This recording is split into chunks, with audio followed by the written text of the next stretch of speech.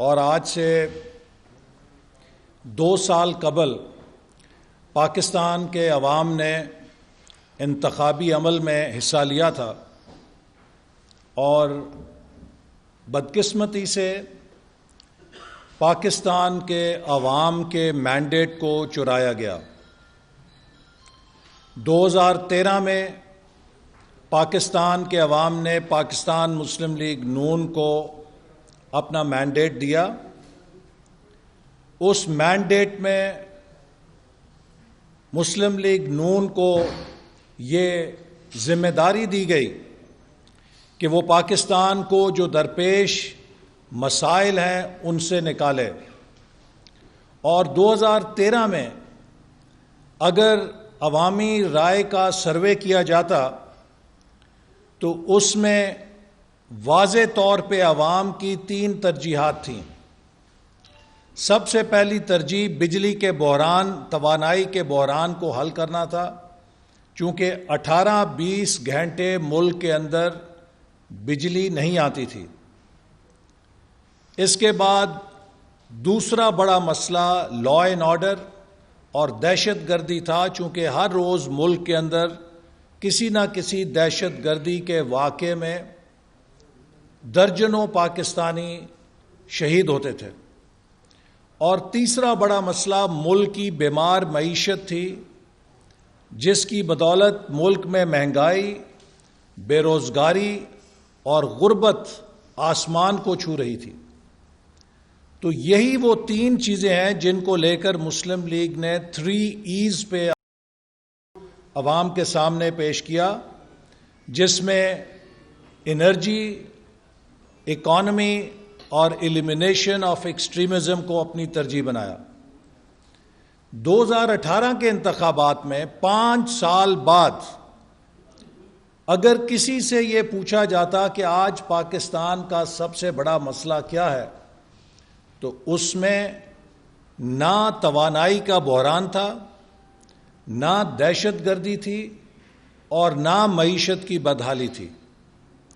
الحمدللہ مسلم لیگ نون کی حکومت نے ملک کے 3 بڑے مسئلوں کو کامیابی سے حل کیا، اور دنیا یہ توقع کر رہی تھی کہ 2018 کے بعد مسلم لیگ نون کی حکومت واپس اقتدار میں آئے گی، پالیسیوں کا تسلسل برقرار رہے گا، سی پیک کے اندر اربوں ڈالر کی سرمایہ کاری پرائیویٹ سیکٹر کی طرف سے چائنا سے مزید آئے گی، اور اسی طرح دنیا کے دیگر سرمایہ کار پاکستان کو سی پیک کا کامیاب نمونہ سمجھ کر پاکستان کی طرف راغب ہو رہے تھے، اور ان سب کی توقع یہی تھی کہ ایک کامیاب حکومت اگلے 5 سال بھی مینڈیٹ لے کر آئے گی اور پالیسیز کا تسلسل ہوگا، کنٹینیوٹی آف پالیسیز ہوگی۔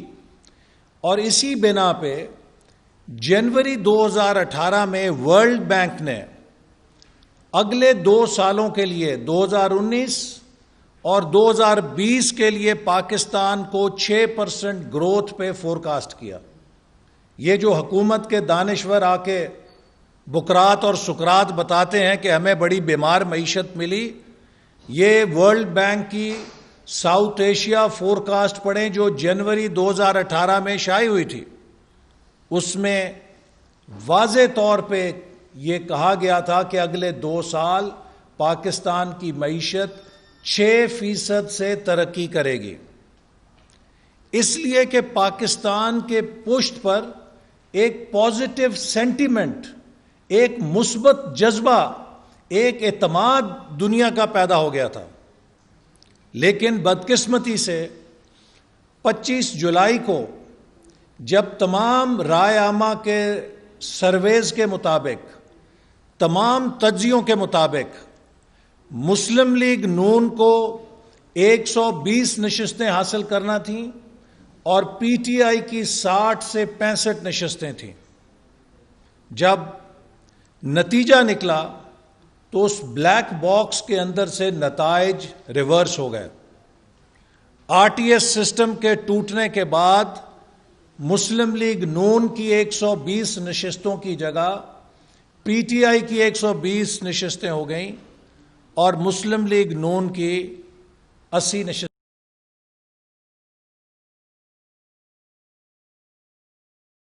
چوری ہے جس کے آج ہم نتائج 2 سال بعد بھگت رہے ہیں. 2 سال پہلے پاکستان کی معیشت 5.8% سے ترقی کر رہی تھی. آج ٹھیک 2 سال کے بعد حکومت کے بقول -0.5 ہے، لیکن جو اکانومسٹس ہیں وہ یہ کہہ رہے ہیں کہ -1.5 ہے. سو -1.5% حقیقت میں ہے، جبکہ حکومت -0.5% کہہ رہی ہے. ایک گروئنگ اکانومی، ایک ترقی کرتی ہوئی اکانومی کریش ہو چکی ہے. اسی طرح آج سے 2 سال پہلے ملک میں 4% انفلیشن تھی، آج وہ انفلیشن 13% پہ پہنچ چکی ہے. پوری دنیا میں آپ کو مثال نہیں ملے گی کہ کسی اکانومی کو 6.5% کریش کیا جائے 2 سالوں کے اندر.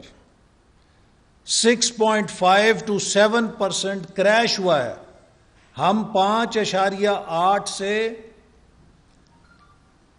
-1.5 یا -0.5 جو بھی آپ لے لیجئے، تو یہ 6.5 سے 7% کا کریش ہے جو 2 سالوں میں ہوا ہے. آپ کو دنیا میں اس کی مثال نہیں ملے گی کہ اتنا بڑا میگا کریش کسی اکانومی کا ہوا ہو جو اس نااہل، نالائق اور ناتجربہ کار حکومت کے ہاتھوں ہو چکا ہے. انفلیشن بھی 3 گنا بڑھ چکی ہے، جس نے عام آدمی کی زندگی تباہ کر دی ہے. مسلم لیگ نون نے اپنے 5 سالوں کے اندر تاریخ کا سب سے بڑا ڈیولپمنٹ بجٹ سپینڈ کیا. سالانہ 1000 ارب کا ترقیاتی بجٹ مسلم لیگ نون نے پہنچا دیا. 5 سالوں میں 3200 ارب روپے کا ترقیاتی بجٹ 11ویں 5 سالہ منصوبے کے تحت خرچ کیا گیا. یہ پاکستان کے اندر ریکارڈ ہے. پاکستان کے کسی 5 سالہ منصوبے میں اتنی خطیر رقم نہیں خرچ کی گئی تھی جتنی 2013 اور 18 کے درمیان 11ویں 5 سالہ منصوبے میں خرچ کی گئی. تقریباً 3200 ارب روپے سے زیادہ اس ملک کے انفراسٹرکچر کو بنانے میں، اس ملک کو ماڈرن اکانومی بنانے کے لیے، انرجی سیکٹر میں، روڈز اور موٹر ویز کے اندر، پورٹس اینڈ شپنگ کے اندر، ریلوے کے اندر اور ہائر ایجوکیشن کے اندر، ہر شعبے کے اندر یہ انویسٹمنٹ کی گئی. اعلیٰ تعلیم کے شعبے کو ڈیولپمنٹ بجٹ 13 ارب سے بڑھا کے 47 ارب پہ ہم چھوڑ کر گئے تھے. پاکستان کے طول و عرض پہ تقریباً 50 سے زیادہ نئے کیمپس پروجیکٹس شروع کیے گئے. میں ذاتی طور پہ پسماندہ علاقوں میں ان نئے کیمپسز کے لیے گیا. نوشکی میں گیا، پشین میں گیا، خزدار میں گیا، وڈ میں گیا، گوادر میں گئے. اسی طرح گلگت بلتستان، کشمیر، خیبر پختونخوا، اسپیکر صاحب کے شہر سوابی میں، پشاور کے اندر خیبر میڈیکل یونیورسٹی کے اندر 1 ارب روپے کا لیور ٹرانسپلانٹ سینٹر بنانے کا ہائر ایجوکیشن کا منصوبہ، اور چپے چپے پر سندھ کے اندر ہم نے ترقیاتی منصوبوں کے جال پھیلائے.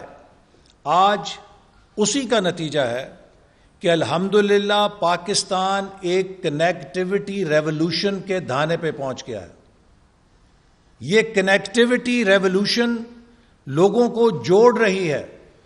آج لاہور سے کراچی، اسلام آباد سے کراچی یا بلوچستان سے اسلام آباد یا لاہور آنے کے لیے لوگ جہاز کی بجائے موٹر وے کو ترجیح دے رہے ہیں. ناردرن ایریاز میں جانے کے لیے موٹر وے کو ترجیح دے رہے ہیں جو ہزارہ ایکسپریس وے اور KKH کا نیا سیکشن بنا ہے.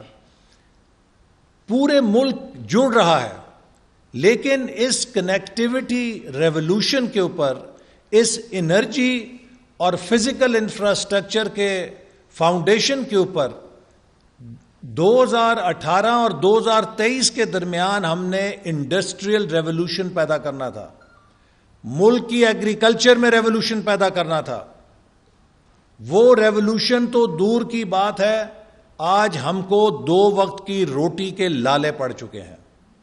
غریب آدمی جو ہے وہ روزگار کھو رہا ہے، اس کے بچے تعلیم حاصل کر کے روزگار حاصل نہیں کر سکتے. ان 2 سالوں کے اندر ان تمام کامیابیوں پر جو ہم نے 2013 سے لے کر 2018 تک حاصل کی تھیں، پانی پھیر دیا گیا ہے. وہ رائزنگ پاکستان جسے ہم ویژن 2025 کے تحت دنیا کی ٹاپ 25 اکانومیز میں لے کر جا رہے تھے، آج وہ دنیا کی شاید پسماندہ ترین اکانومیز میں شامل ہو چکا ہے.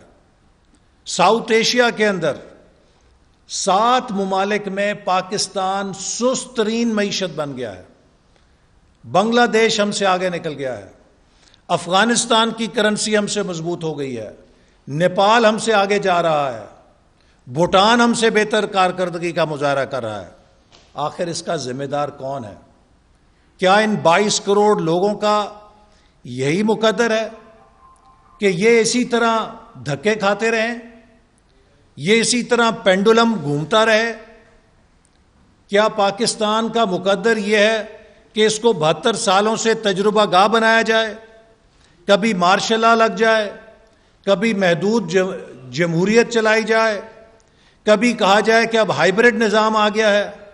یہ ہائیبرڈ نظام نہیں ہے، یہ لو بریڈ نظام ہے. یہ مارشل لا اور جمہوریت کے بدترین کمبینیشن ہے جو اس وقت ملک کے اندر چل رہی ہے. اس طرح ملک نہیں چل سکتے، اس طرح ریاستیں نہیں چل سکتی. ریاستیں چلتی ہیں، کامیاب ہوتی ہیں آئین کی حکمرانی سے، قانون کی بالادستی سے، انصاف سے، سماجی انصاف سے، عوام کو خوشحالی دے کر، عوام کے معیار زندگی کو بہتر کر کے، عوام سے خوف اور پریشانی کو چھین کر. لیکن اگر عوام کے بنیادی حقوق محفوظ نہ ہوں، انصاف کی دھجیاں بکھر رہی ہوں، عوام کی آواز کو کچلا جا رہا ہو، میڈیا کا گلا گھونٹا جا رہا ہو، سیاسی قیادت کو نیب گردی کا، انتقام کا نشانہ بنا کے جیلوں میں ڈالا جا رہا ہو، اس سے نہ معیشت ترقی کرتی ہے، نہ معاشرت مضبوط ہوتی ہے، نہ سیاست مستحکم ہوتی ہے. سیاست، معیشت اور دفاع کا انسیپریبل تعلق ہے. کسی ملک کا دفاع مضبوط معیشت کے بغیر نہیں ہو سکتا، اور مضبوط معیشت کا قیام مستحکم سیاسی نظام کے بغیر نہیں ہو سکتا. آج ہم ایک ریگریسو نظام بن چکے ہیں، آج ہم ایک فیشسٹ نظام بننے جا رہے ہیں.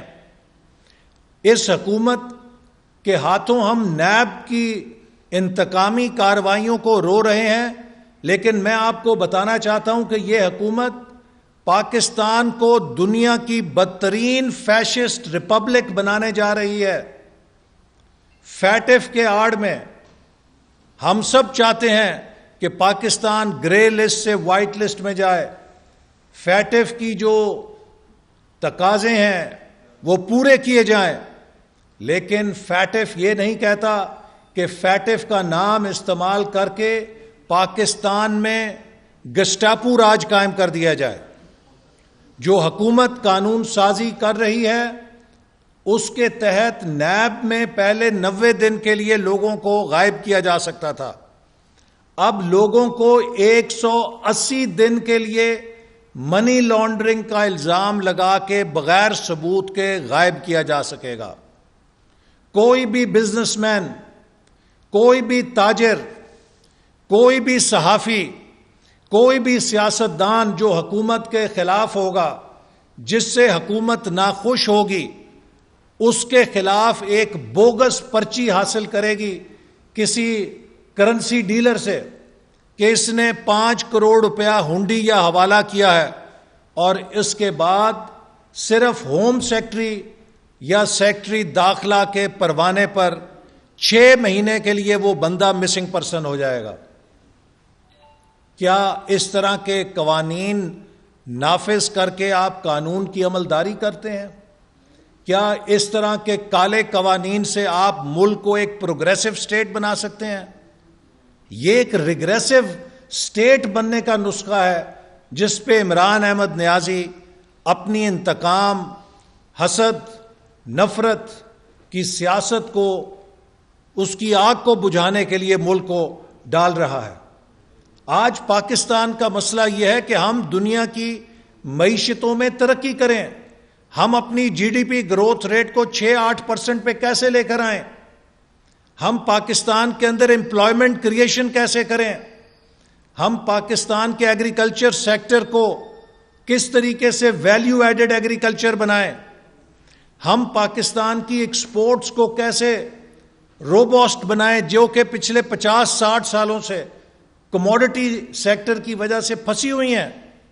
جن ملکوں کی ہم سے کم ایکسپورٹ ہوتی تھی آج وہ 400-400 ارب ڈالر کی ایکسپورٹ کر رہے ہیں، اور ہم ادھر ہی پھنسے ہوئے ہیں ابھی جہاں 10 سال پہلے کھڑے تھے۔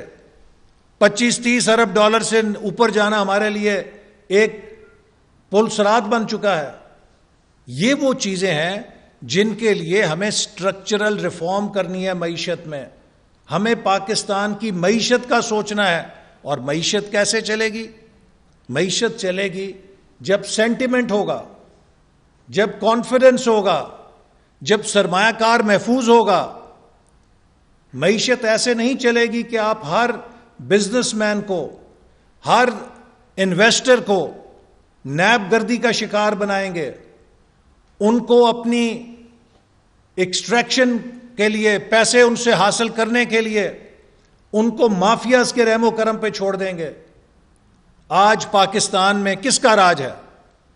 آج پاکستان میں شوگر مافیا کا راج ہے، آٹا مافیا کا راج ہے، پیٹرول مافیا کا راج ہے، سٹاک مافیا کا راج ہے۔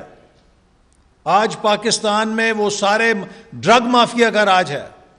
وہ سارے مافیاز حکومت کے ہاتھوں اپنے مفادات حاصل کرنے کے لیے تجوریاں بھر رہے ہیں اور عوام کی جیبوں پہ ڈاکہ ڈال رہے ہیں، اس لیے کہ اس حکومت نے 2018 کے الیکشن میں ان مافیا سے پیسے لیے تھے، ان کے پیسوں سے یہ حکومت میں آئی ہے، اور آج اس نے ان تمام مافیاز کو کھلا لائسنس دے دیا ہے کہ وہ اپنا اگلے الیکشن کا خرچہ بھی اس حکومت کے لیے پورا کریں، اور اگر تباہ ہو رہے ہیں تو وہ پاکستان کے عوام تباہ ہو رہے ہیں۔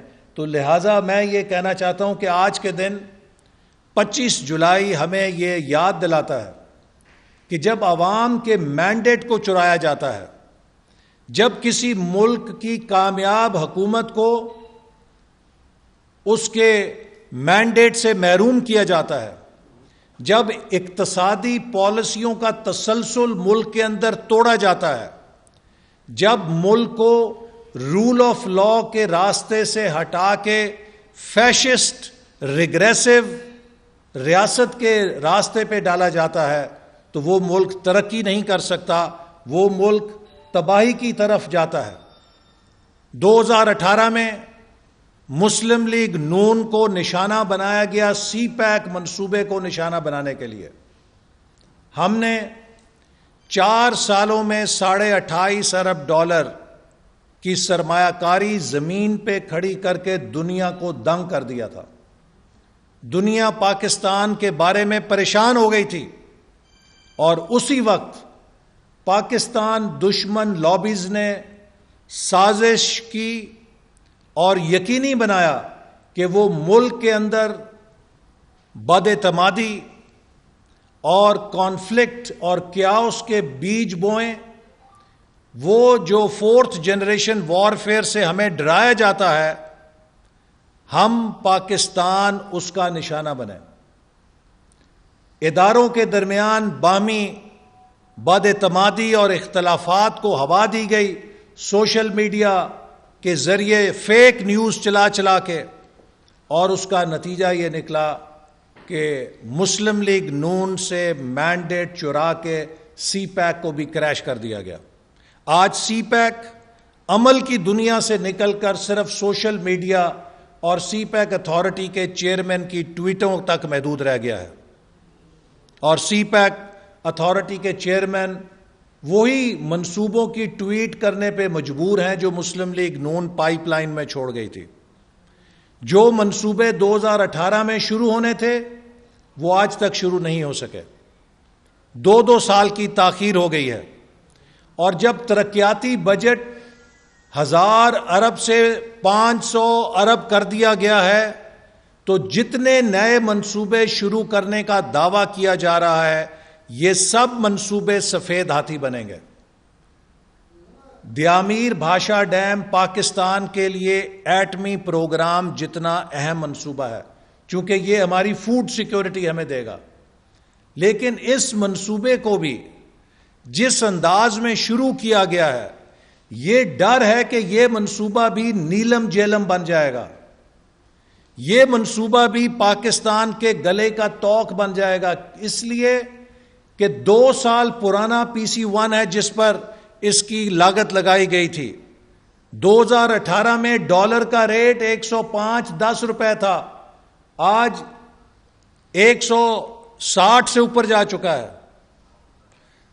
2 سال پہلے سیمنٹ سریے کی قیمت آدھی تھی، آج وہ بہت بڑھ چکی ہے۔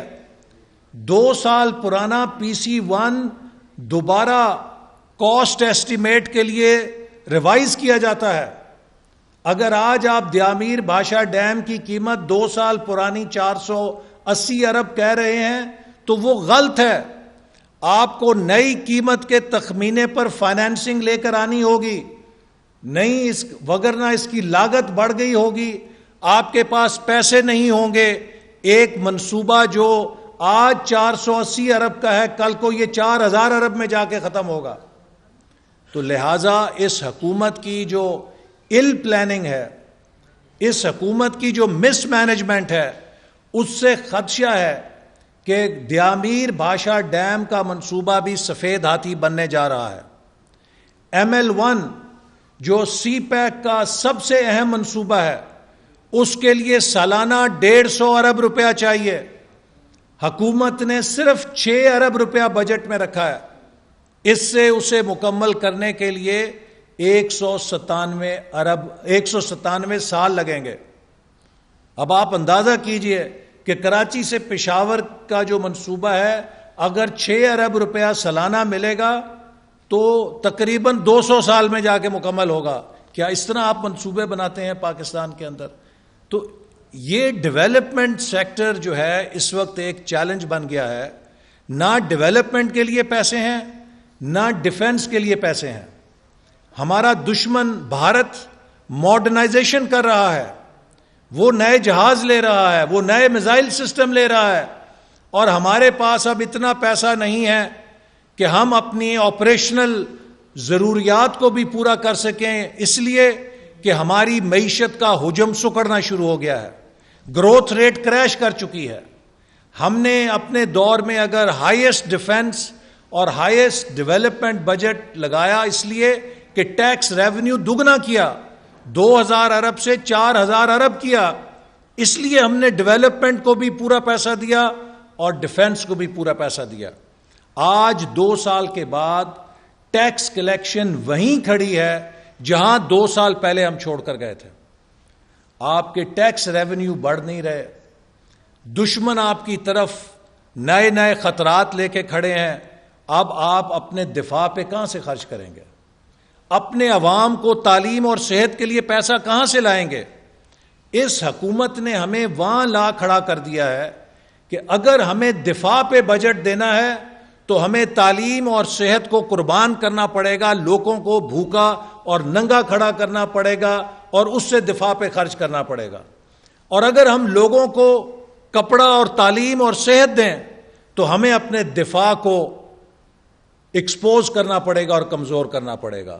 آج اس مقام پر آ گئے ہیں, لہٰذا یہ جو حکومت ہے میں سمجھتا ہوں کہ اس کے پاس ویژن کا بحران ہے, قیادت کا بحران ہے, صلاحیت کا بحران ہے, اعتماد کا بحران ہے اور فیصلہ سازی کا بحران ہے.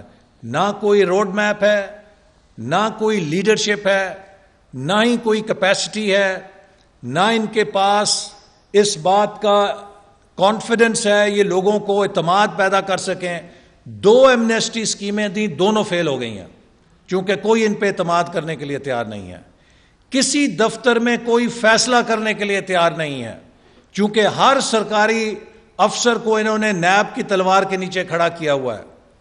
وہ افسران جنہوں نے بہترین منصوبوں پہ کام کیا, دن رات محنت کی, آج وہ نیب کی یا قید میں ہیں یا وہ نیب کے چکر لگا رہے ہیں اور انہوں نے کانوں کو ہاتھ لگایا کہ اب ہم نے اس ملک میں کسی منصوبے پہ کام نہیں کرنا. ایسے ملک نہیں چلتے. لہذا میں آخر میں یہ کہوں گا کہ آج کا دن ہمیں یہ یاد دلاتا ہے کہ اگر ہم نے پاکستان کو کامیاب ریاست بنانا ہے تو پاکستان کو آئین کی بالادستی پر ہمیں چلانا پڑے گا, عوام کے رائے کا احترام کرنا پڑے گا. یہاں پر ہائیبرڈ سسٹم نہیں چلے گا, یہاں پر صرف عوام کا پاکستان میں عوام کی رائے پہ اس ملک کو چلانا پڑے گا. وگرنہ ہم آج بنگلہ دیش اور افغانستان سے پیچھے رہ گئے ہیں, کل کو ہم افریقہ کے پسماندہ ملکوں سے بھی پیچھے رہ جائیں گے. جی جی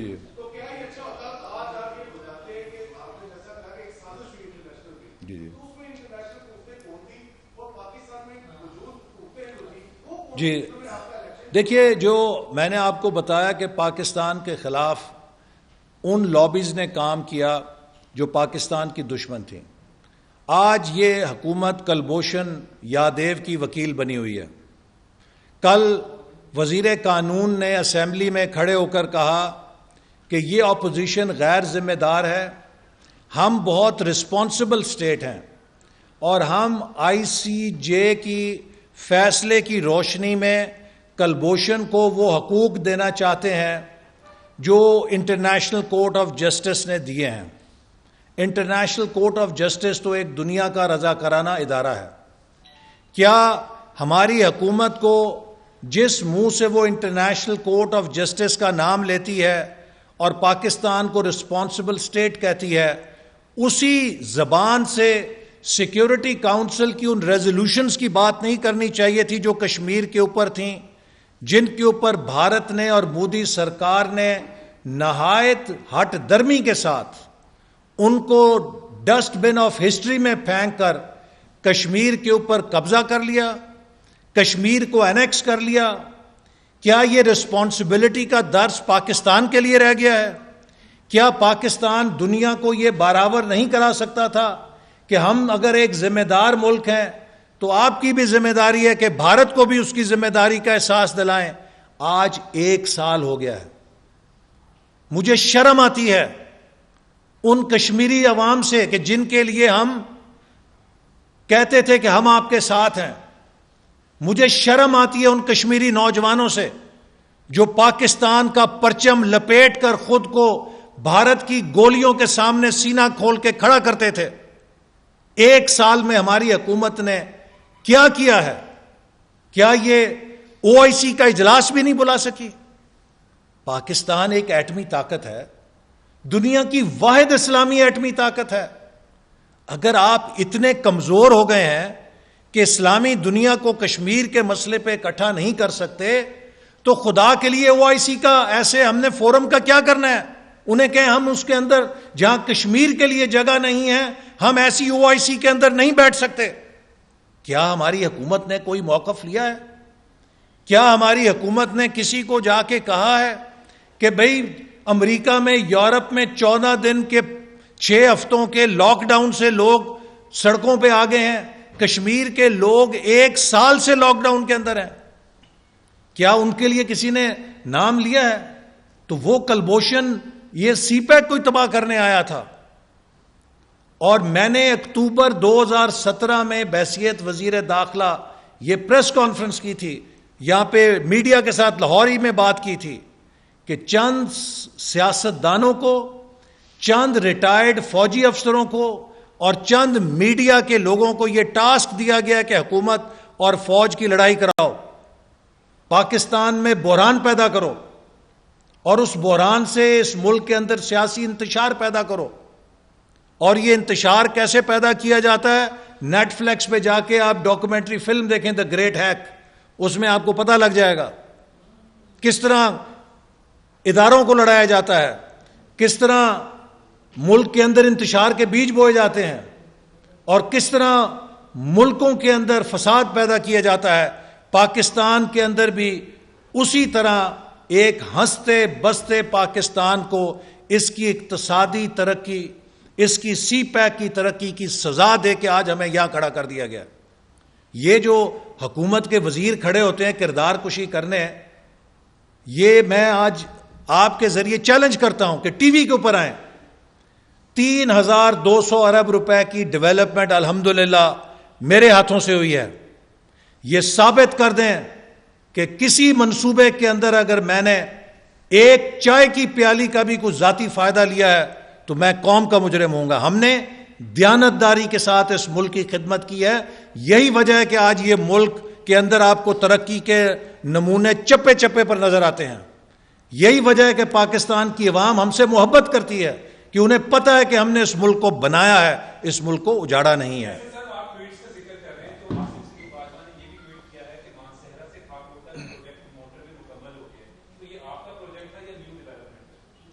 دیکھیے, جو یہ موٹر وے کے جتنے منصوبے ہیں پائپ لائن میں, یہ وہی ہیں کہ جو ہم شروع کر گئے تھے. اور اس لیے میں نے کہا کہ آج یہ حکومت اگر کسی بھی ترقیاتی منصوبے پر ٹویٹ کرتی ہے تو یہ ہمارے ہی دور کے شروع کیے ہوئے منصوبے کے اختتام پر اس کا کریڈٹ لینے کی کوشش کرتی ہے. میں گزارش یہ کروں گا کہ آپ کچھ اپنا کر کے دکھائیں. آپ نے کیا کیا ہے؟ آپ نے تو سوائے گالی گلوچ کے, کیچڑ اچھالنے کے, میڈیا کو پکڑو, اپوزیشن کو پکڑو, پوری دنیا میں ملک کی بدنامی کرو کہ ہم بڑے چور ہیں, ہم بڑے کرپٹ ہیں, ہم دیوالیہ ہونے والے ہیں. یہ کسی ملک کا وزیر اعظم تقریریں کرتا ہے؟ یہ ایک بیمار سوچ کا شخص ہے, ایک اناڑی ہے. اور میں حیران ہوں کہ جن لوگوں نے اسے ووٹ دیا ہے یا اس کو بٹھایا ہے, اپنی کرولا یا سیوک کے اوپر تو ایک انٹرینڈ ڈرائیور نہیں بٹھائیں گے.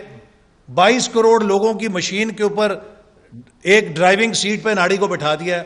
بھیا خدا کے لیے اس ملک سے اتنی محبت تو کرو جتنی اپنی گاڑی سے کرتے ہو. کافی ہو گیا, بس کافی کر دیا, ہو گیا. ہاں بتا. ہاں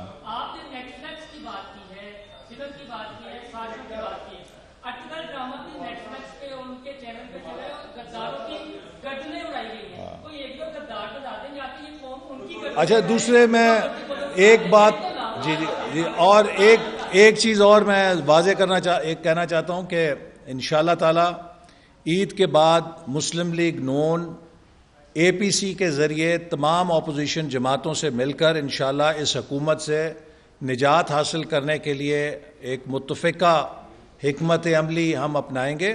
آج پاکستان کی تمام اپوزیشن جماعتیں متفق ہیں کہ اب اس حکومت کو مزید وقت دینا پاکستان کے مستقبل سے کھیلنے کے مترادف ہے. اور اس حکومت کی جو پالیسیاں ہیں وہ ملک کی معیشت کے لیے اور سلامتی کے لیے خطرہ بن چکی ہیں. اور اس مقصد کے لیے میں یہ بھی واضح کرنا چاہتا ہوں کہ کچھ ڈس انفارمیشن جو پھیلائی جاتی ہے اس کے جواب میں صرف اتنا کہوں گا کہ پاکستان کی اپوزیشن کے اندر کوئی جماعت نہیں ہے جو مسلم لیگ نون کی قربانیوں کے قریب ہو. جتنی ہماری قائدین نے قربانیاں دی ہیں اور آج اس حکومت کی ہٹ لسٹ پر جتنی مسلم لیگ نون ہے, وہی اس بات کی نشانی ہے کہ مسلم لیگ نون ان کی آنکھوں میں کتنی کھٹکتی ہے اور یہ مسلم لیگ نون سے کتنا ڈرتے ہیں. بہت شکریہ.